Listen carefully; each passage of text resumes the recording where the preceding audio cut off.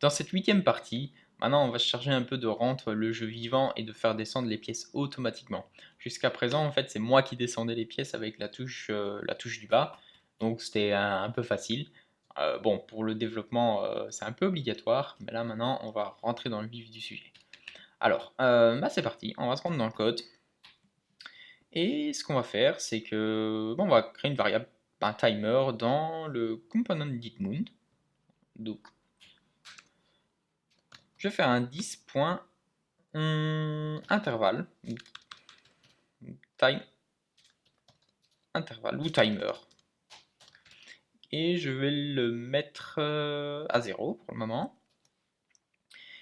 Et ce que je vais faire, c'est un 10.timer égale. En fait, oui, c'est un peu idiot de ma part, j'ai mis à 0, mais le timer, ce sera en fait un set intervalle qui défilera toutes les secondes. Et là, je ferai juste un. Pour l'instant, je vais juste afficher un message. Salut. Ah, je regarde si au moins ça tourne. Ok, là ça tourne. Alors, par contre, je vois ici qu'il y a le 10.generatePiece. Alors, si je lance mon timer là, la pièce, elle ne sera pas encore générée. Parce que les set states sont asynchrones. C'est-à-dire que si jamais je fais un console.log ici, de premier console log, en gros, moi, ce que j'aimerais bien j'aimerais bien qu'il exécute ça. Donc ici, il y a l'inicame. Donc, après celui-ci. Donc en l'occurrence, ici, je vais plutôt mettre 1. Et ici, 2. Moi, j'aimerais bien qu'il affiche d'abord 1 et puis 2. Même en l'occurrence, ici. Et ce qui va se passer, ben, c'est qu'il va faire l'inverse. Il va d'abord lancer 2 avant 1. Donc ici, je vais pas le mettre là. Je vais plutôt copier ça et le mettre dans l'inigame et non pas dans le component DitMoon.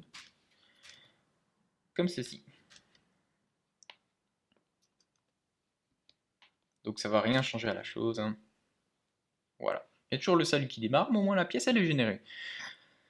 Et comme on a comme on a quasiment toutes les méthodes métiers qui ont été créées et qui sont déjà fonctionnelles, on a juste à balancer la méthode qu'il faut. Et la méthode c'est, je ne sais plus, c'est touche du bas, c'est un déplacement de pièces sur l'axe des Y, ceci. Hop, voilà. Le 1000, je vais peut-être mettre un. C'est une sorte de niveau, ou peut-être convertissage niveau temps.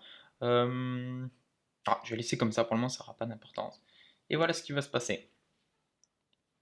Donc là, je vais laisser tourner exprès pour voir un peu comment agit le jeu. Sachant que je n'ai pas encore fait les phases où la pièce elle peut plus être mergée. Donc en gros, ce qui se passe, c'est tout simplement une erreur. Et là, boum. Voilà, là forcément il y a une erreur parce que j'ai pas géré le fait que en gros que l'utilisateur ait perdu la partie. Donc je relance. Non, je rafraîchis plutôt. Et ce que je vais faire, c'est, ben là, je vais vraiment essayer de jouer normalement. Donc je peux même descendre volontairement. J'ai pas encore de fonction qui permette de descendre d'un coup la pièce.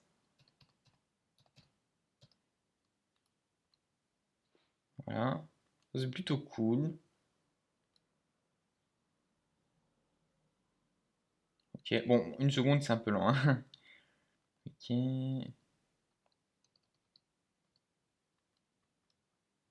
Ok. Allez, on va pas faire comme les pros, on va descendre ça assez classiquement.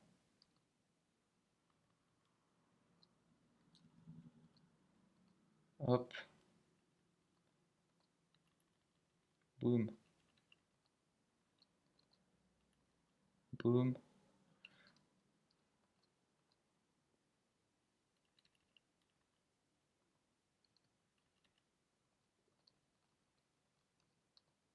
Ah, là j'ai fait un peu exprès de pouvoir, d'appliquer une rotation très rapidement histoire de voir un peu comment se comportait le jeu.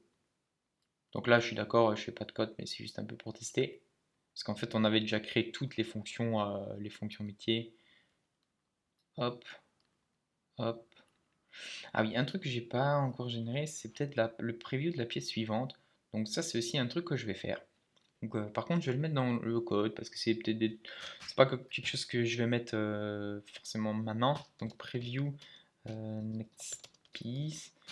Euh, alors, une chose que j'ai pu me rendre compte et qu'il faut peut-être absolument faire. Alors ici, je vais stopper le timer. Je vais mettre allez, ça. Ouais. Ah, c'est évidemment pas les bonnes pièces. Alors, en fait, je me suis rendu compte que quand j'étais sur le côté, je pouvais appliquer une rotation à la pièce, c'est-à-dire comme ça, sans que ce soit vraiment bloquant, de n'importe quel sens. Et par contre, en fait, j'ai omis quelque chose, c'est que quand je suis ici, en fait, je peux pas appliquer de rotation sur la pièce, parce qu'en fait, j'ai juste prévu le collage sur soit la gauche, soit la droite. Donc, c'est quelque chose que je vais faire. Donc, je vais aller dans la rotation, dans la fonction de rotation de pièce. Et donc on a vu que lorsqu'il arrive à, enfin lorsqu'il n'arrive pas plutôt à tourner la pièce, donc ici, toute cette partie-là, lui ce qui fait que c'est que si la pièce elle est collée à gauche, ben en gros il la remet à 0, dans l'axe des X bien sûr. Et dans le cas contraire, si elle est toute à droite, ben il va la mettre, il va calculer la taille de la pièce et la taille de la grille et la mettre aussi toute à droite. Et il y a un cas aussi que je n'ai pas prévu, c'est si, donc je vais refaire else if. Et là, je vais mettre si la pièce, par exemple, elle est par exemple donc en -1 ou -2, ça peut se passer avec une barre d'espace. Ah non, barre d'espace, il y aura toujours une seule case. Mais bon, en soi, c'est pas grave parce que ce que je vais faire, c'est le même principe. Je vais détecter que. euh, donc, je vais mettre piece.grid. Donc cette fois-ci, je vais calculer le nombre de lignes, donc length, plus... alors, je vais d'abord l'afficher, ce sera plus simple. Enfin, j'ai pas besoin de l'afficher. Et piece.posix.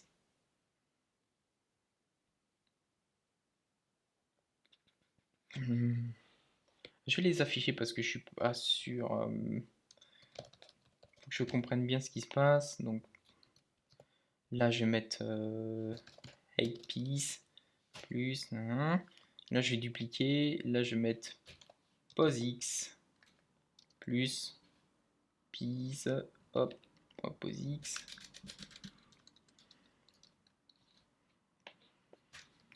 Là, je fais le test et j'essaye une rotation.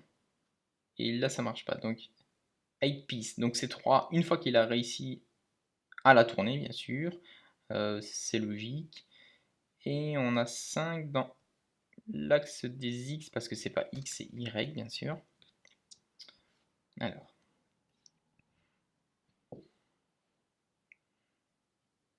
En fait, s'il n'arrive pas et x est -1, en fait, c'est pas compliqué. J'ai même pas besoin de calculer la hauteur de la pièce. Et dans tous les cas de figure, je remettrai la pièce à les y à 0. Donc, ce que je vais faire, c'est ça. Donc, je réfléchis. Si j'ai cette pièce-là, je fais une rotation, elle se remet comme ça. Et puis comme ça. Je vais faire le test. Donc, pièce.posy est plus petit que 0. Alors ce que je fais, c'est je fais pièce.posy égale 0.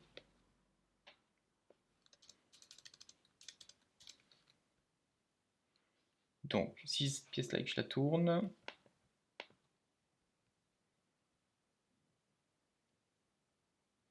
bien sûr, il faut que je recolle cette petite partie-là.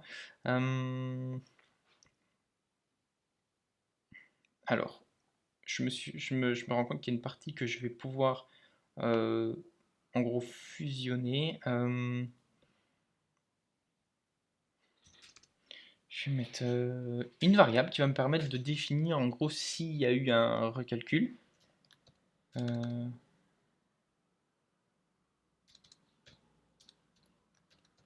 his positions update égale, par défaut ce sera false.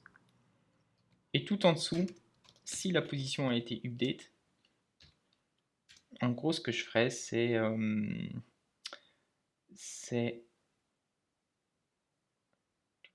ça. Je suis en train de réfléchir, s'il est tout en haut, que le gars va vite à droite. Ah, c'est un cas que je devrais pas gérer normalement. Donc je ferai ça. Et ça. Et j'ai juste à faire ici. Position update égale true. Is position update. Une fois partout. Simplement comme ça. Alors là, il faut que je mette un petit let. Et donc si je tourne la pièce, là ça ne marche pas.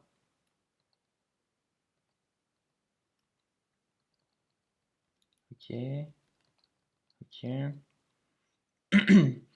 Par contre là, ici, il a l'air un peu de râler dans ce cas-ci. Pose Y. Alors, je remets une petite console.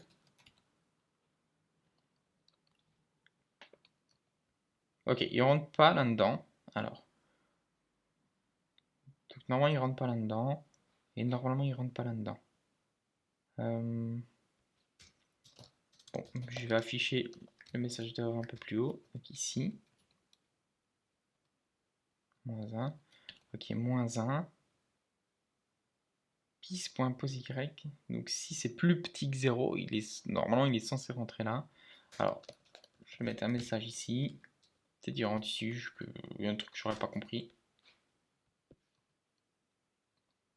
Ok, il rentre dans 2.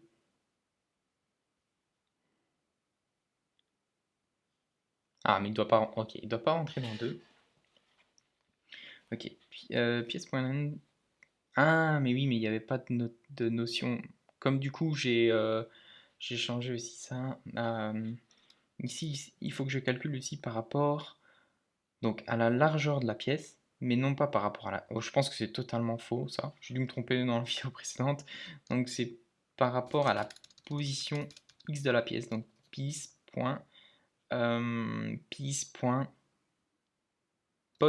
x. Donc, si la position de la pièce en x, donc, par exemple 5, plus la largeur de la pièce, par exemple 3, là ça fait 8, est strictement plus grand que la largeur de la grille, par exemple 10, bah, si c'est le cas, alors on recale la pièce, sinon c'est bon. Donc là, je pense que ça devrait marcher. Donc je vais retester mes deux cas. Donc celui-là, ok, ça marche, et ça marche. Et maintenant ce cas-ci, ah, où là on voit que ça, ok, là c'est correct. Donc je peux enlever ça, en même temps on a corrigé un morceau de code. Et je peux aussi enlever celui-là. Et comme ça, si jamais l'utilisateur vient être ici, avec une grande pièce, en gros celle-là, et qui vient rotationner la pièce, bah, on voit que ça marche.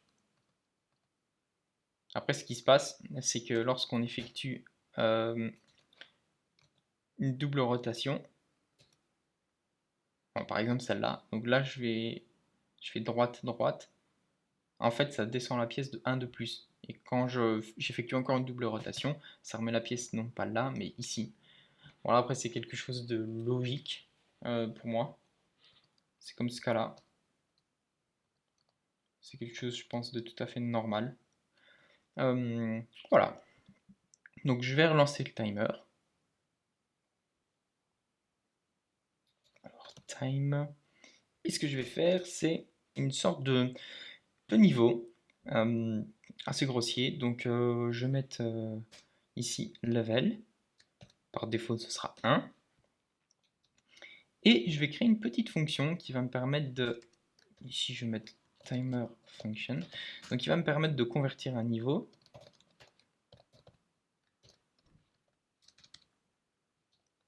en temps.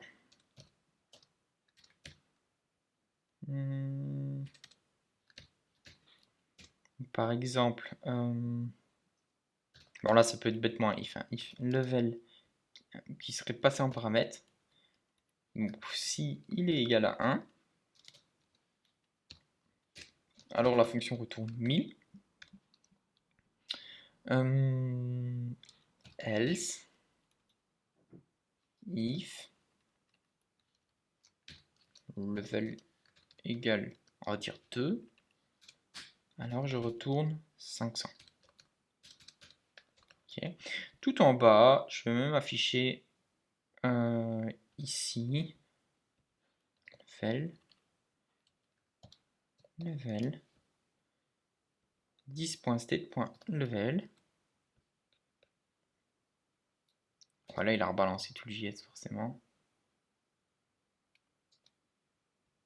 Oups, j'ai mis combien? Alors, time. Oups, là, je me suis carrément. Oui, là, il essaye de balancer tout. Allez.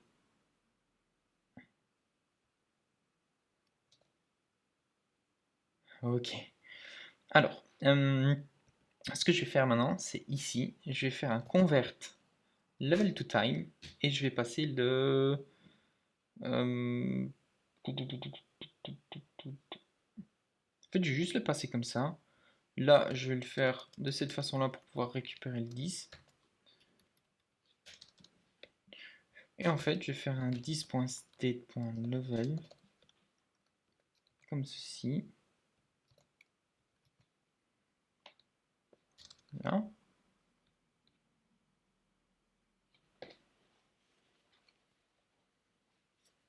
Ah, chose que j'ai peut-être pas forcément pensé, c'est que bien sûr, je peux pas faire ça. En fait, il va falloir que je détruise à un moment donné, il va falloir que je détruise cet intervalle et que je le relance. Donc, alors, donc ça, je peux laisser comme ça. Alors, il faut que je détecte le changement de niveau. Donc, le changement de niveau, il va devoir se faire quand j'ai atteint, par exemple, un nombre de clean line. Et donc, ça, je peux le savoir quand c'est mergé, en fait. Donc, merge piece to greenies. Là, ici, si jamais j'ai atteint une pièce, enfin un certain nombre de lignes clinées, bon, par exemple, je vais faire if nber clean line, on va dire plus grand que 2 par exemple, ou oui, plus grand que 2. Alors, ce que je vais faire, donc,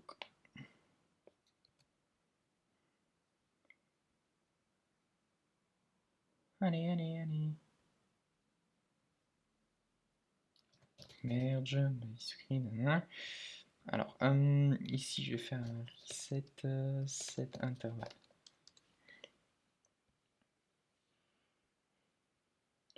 Donc du coup c'est clear, clear intervalle de 10.timer. Et ici en fait je vais le relancer. Je vais faire un 10timer égal. Bon, ça va être un petit peu redondant, je cleanerai ça après, mais je vais le relancer grossièrement comme ça. Ou même je peux même me le mettre en fonction en termes de fonction de temps. Donc je vais faire launch timer. Je prends ça. Je vais le faire comme ça. Je le fous ici. Donc 10.timer, ok. Et là, je fais un 10.launchTimer.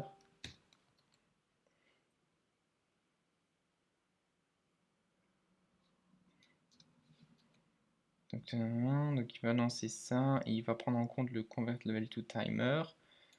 Donc launch timer. Donc je me remets au niveau du merge et ce que je fais, c'est tout simplement un ça en fait, 10.launchTimer. Et normalement, on devrait voir on devrait voir significativement le changement de vitesse parce que le facteur il est 2. Donc là, je rebalance le jeu. Hop. Hop. Hop.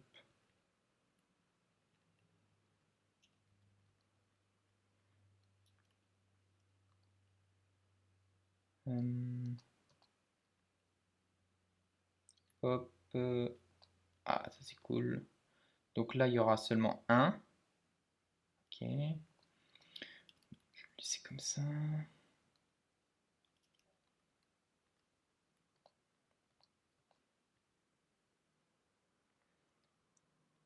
Moi, j'ai pas pris l'exemple le plus simple.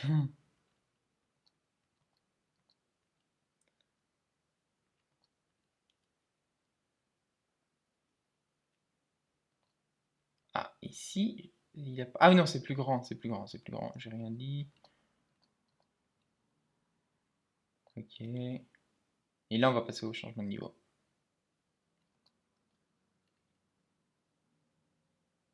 Alors, il n'a pas changé de niveau, donc il y a une petite erreur. Bien sûr, parce que j'ai commis une petite erreur, c'est ici. Si le nombre de clean arrive ici, donc ce que je fais, c'est un const de level égale 10.state.level. Je fais plus plus et il faut que je réinjecte le level ici. Je vais même faciliter les tests en faisant plus grand que 1. Voilà. Const level.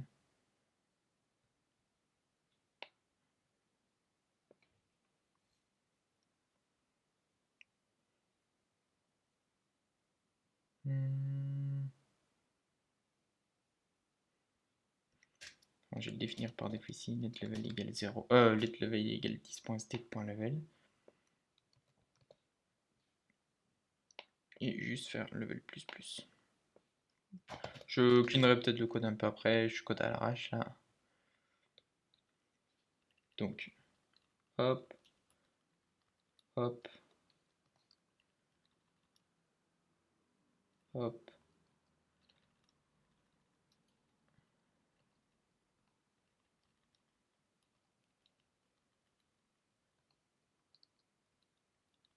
Et hop.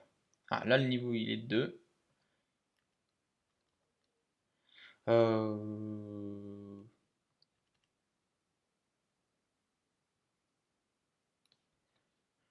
Ah oui, il va faire plus plus. Ah, erreur de ma part de nouveau. C'est que chaque fois qu'il va être plus grand que 1, ben lui, il va à chaque fois incrémenter le level et rendre le jeu d'autant plus difficile. Alors là, je vais mettre 2. Ce sera beaucoup plus simple. Par contre, j'ai pas vu la différence.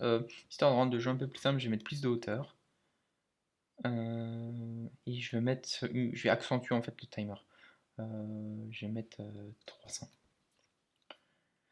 Donc c'est parti.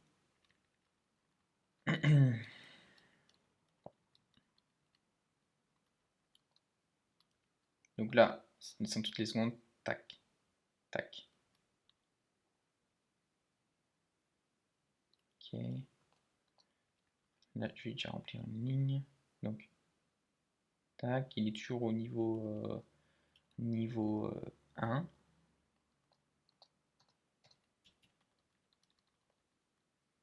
Tac.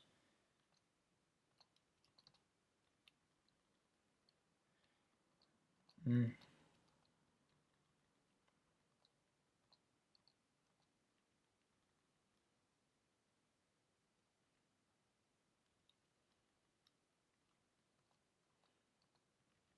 Bon.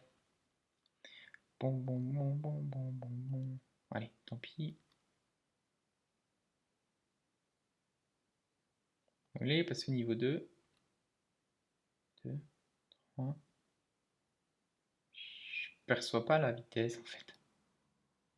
Ah, il- ok. Là, je vais broker le truc. En fait, ce qui se passe, c'est que la vitesse de défilement, elle arrive on dirait à un retard d'une pièce. Alors, ici, j'ai un level égal 2, j'ai un clear interval de 10 timers, je fais un 10 launch timer, 10 launch timer qui sont ici. Donc je recrée un 10 timer égale 7 intervalles.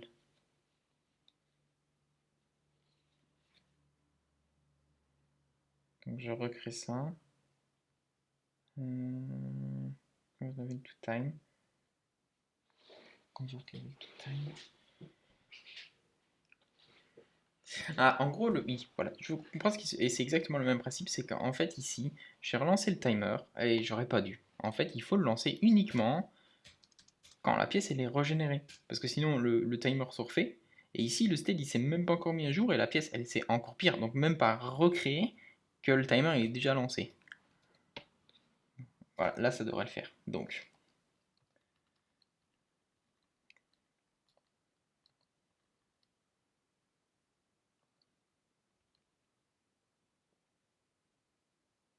oh, là, je vais recommencer parce que je pense qu'il y a une erreur.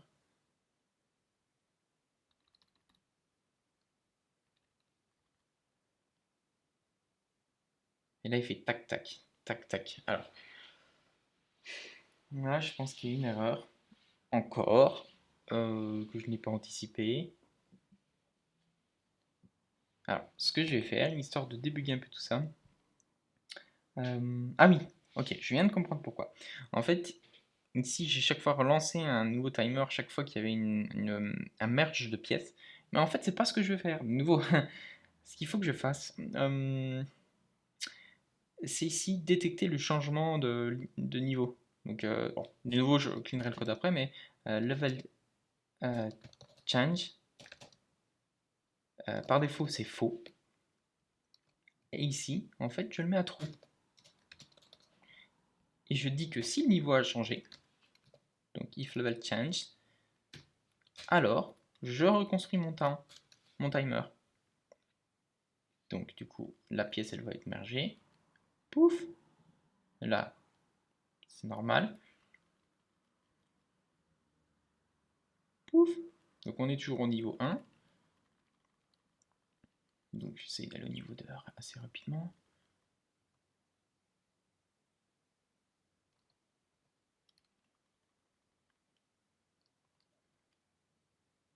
Ok. Voilà, donc là il devrait passer au niveau 2. Je vais le laisser aller. Donc 1, 2, 3. Donc là c'est toutes les secondes.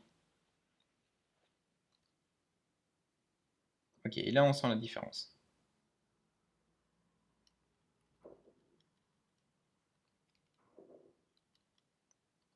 Ok, et là on a quasiment un Tetris fonctionnel. Enfin, il est fonctionnel. C'est pas grave. Et boum. Donc là, il va générer une erreur en ligne 147, pièce.grid is undefined. Je vais ici afficher les coordonnées lorsqu'il génère une pièce et puis qu'il essaye de faire un dispy scan moved. Coordinates.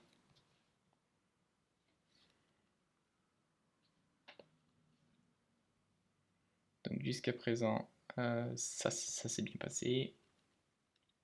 Ça aussi, ça aussi, ça aussi, ça aussi. Jusqu'à ça, false, jusqu'à false. Ok, en fait, quand il génère false, il faut faire plusieurs choses pour mettre fin au jeu ici. Mettre fin au jeu. Donc, première chose, j'ai stoppé le timer parce que le jeu est fini.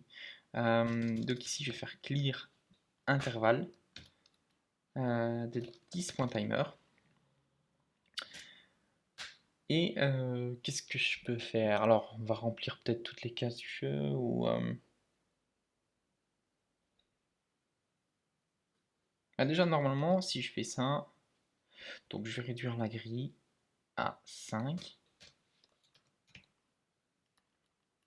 Je vais le laisser... Enfin, je vais forcer. Voilà. Donc là, le jeu se bloque. Et je vais déclencher une fonction GameLost dans laquelle je vais en fait cleaner tout ça. Alors, fin. Comment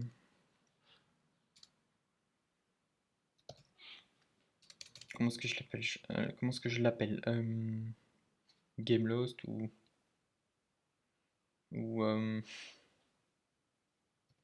close game. Close game ou reset game, je sais pas trop. Bon, je vais mettre close game. 10.close game. Là, c'est pas relatif au déplacement de pièces, c'est plus ici. Close game.